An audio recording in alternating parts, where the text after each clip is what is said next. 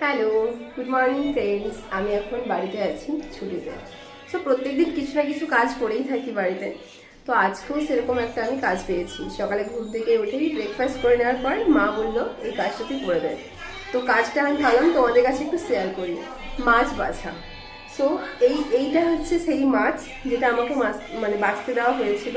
But এই মাছটার আমি নাম জানি না, এমনকি আমার মাও জানে না, কারণ জেঠু নিয়ে এসছে বাজার থেকে।